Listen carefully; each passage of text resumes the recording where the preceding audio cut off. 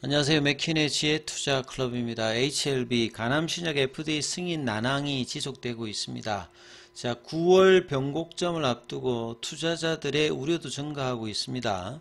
자, 주가는 전일 대비해서 1% 하락한 정규장에서 39,150원에 마감이 되었는데요.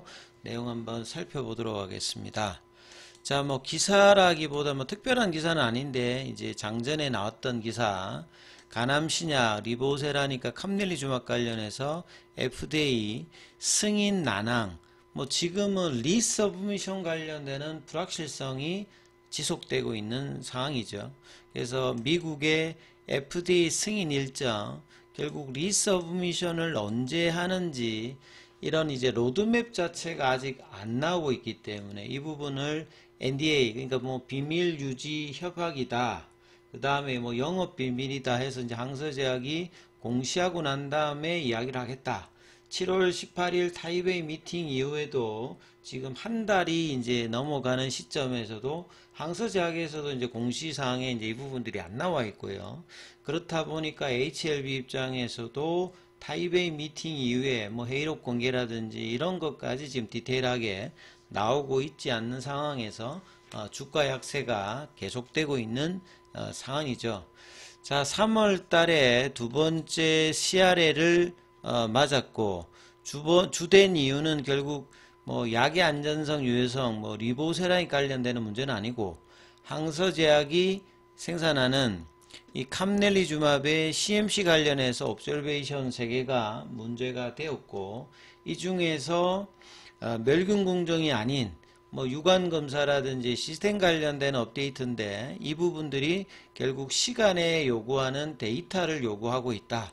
그 데이터가 완료되어야지만 리서브미션을 할 수 있는 상황이니까 그 데이터가 통상적으로 시스템 관련되는 부분은 6개월 정도이기 때문에 9월달 정도에는 이 관련되는 불확실성을 해소하는지 여부가 주가에서도 굉장히 중요한 변곡점이 될 수 있고, 만약에 이제 그런 상황이 좀 더 늦어진다라고 하면 추가 하방에 대한 어떤 가격 조절까지도 나올 수 있는, 그리고 이제 이런 부분을 방어하기 위해서 리라포라티립의 프리-NDA 미팅이라든지 유럽의 EMA 관련되는 부분 신청이 예정되어 있습니다만, 이 부분들이 회사가 이야기한 대로 9월 달에 제대로 진행되는지 여부도 지금은 체크를 해야 되는 상황이죠.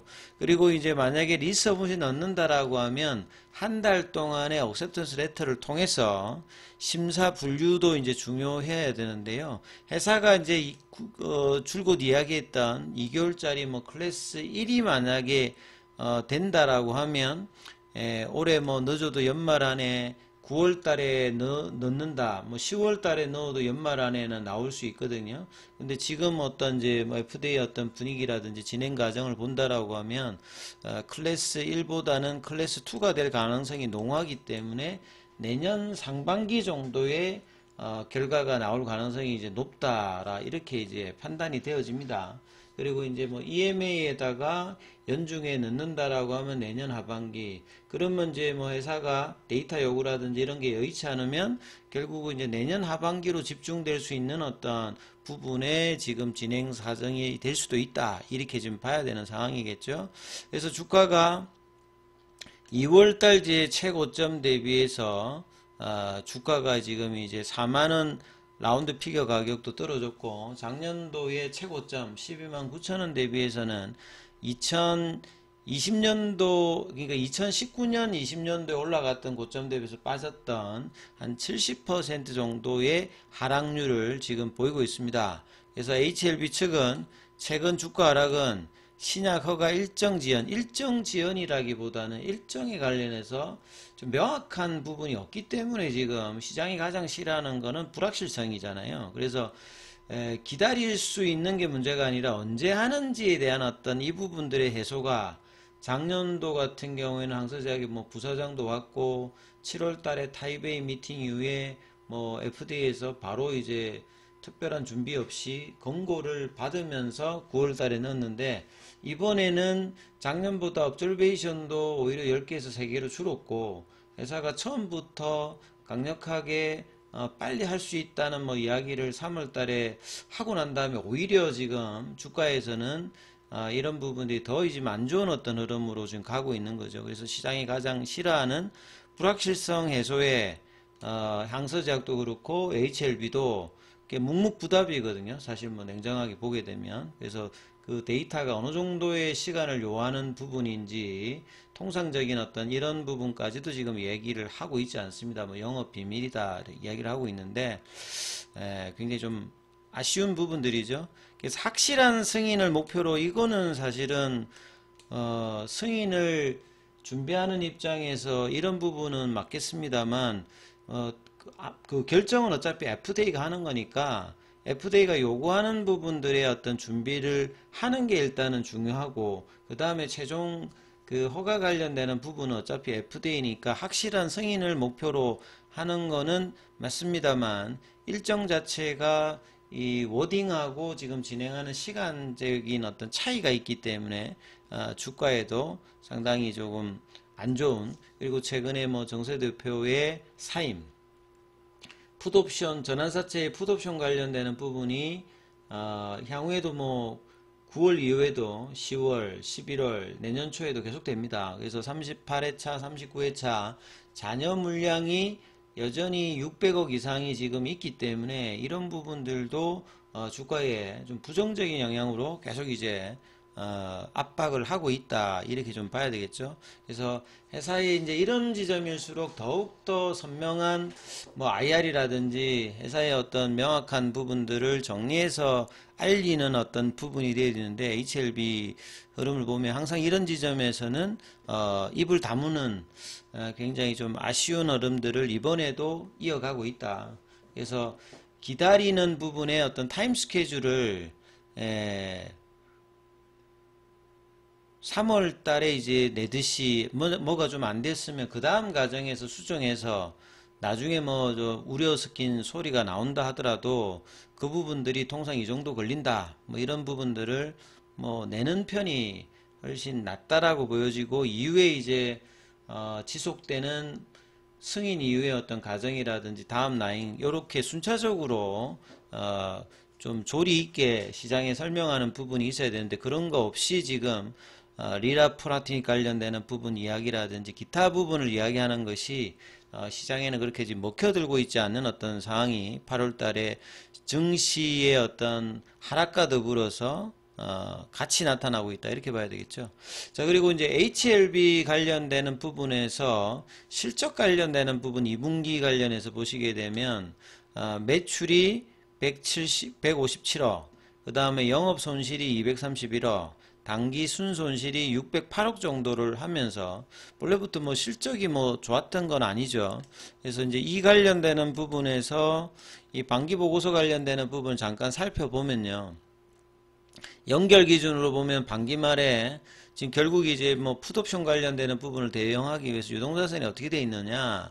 그래서 작년도 말에 1700억 이건 연결 기준입니다. 근데 유동자산이 한 1200억대 작년 대비해서는 한 500억 정도가 지금 줄어 있는 상태고 이 중에서 가장 유동성이 큰 게 이제 현금 및 현금 자산이잖아요. 그래서 작년도에는 930억 정도 있다가 지금 반기 말 기준으로는 한 530억 정도가 있습니다. 연결 기준으로 이런 부분들이 있고 그 다음에 이제 뭐 손익계산서 흐름을 살펴보면요. 요게 이제 올해에 들어서 1분기고 요게 이제 뭐 2분기겠죠. 연결 기준으로. 그래서 뭐 누적으로 이제 뭐 333억이니까 분기 기준으로 보면 한 뭐 150억 이렇게 되겠죠.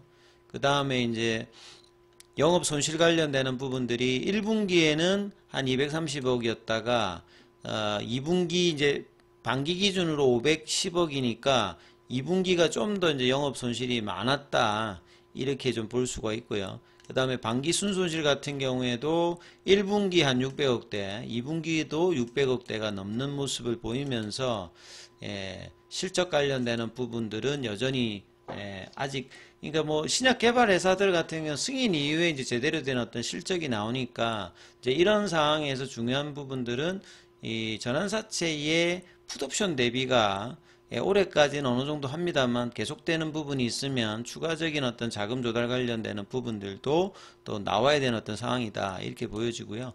항서제약 같은 경우는 오늘 이제 흐름이 아침에는 좀 괜찮았다가 윗꼬리가 나오는 음봉이 나왔습니다. 그래서 상해 증시에서는 한 2% 정도 빠졌고 홍콩에서는 5% 정도 빠지면서 최근에 견조한 흐름에서 음봉이 나왔다.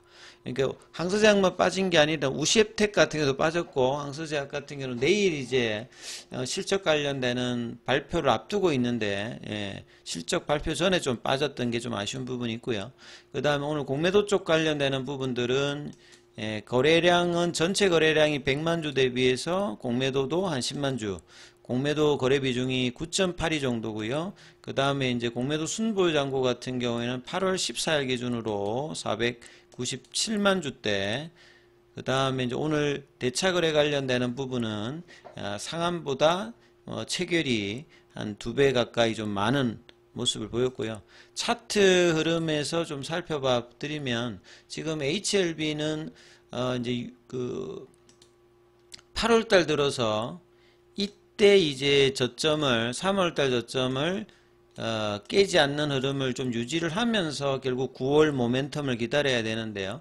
최근에 뭐 정세호 대표의 사임, 그 다음에 풋옵션 관련되는 부분들도 하면서 결국 이제 요때죠. 그 8월 7일에 8월 8일 이때 이제 저점을 지키지 못하고 깨면서 이제 하방이 열렸다라고 제가 말씀을 드렸는데 그 이후로 이제 4만원대 라운드 피겨 가격도 한 일주일 정도 이제 지키는 모습을 보였다가 이제 어제 종가상으로 이제 이 부분들이 내려갔고요.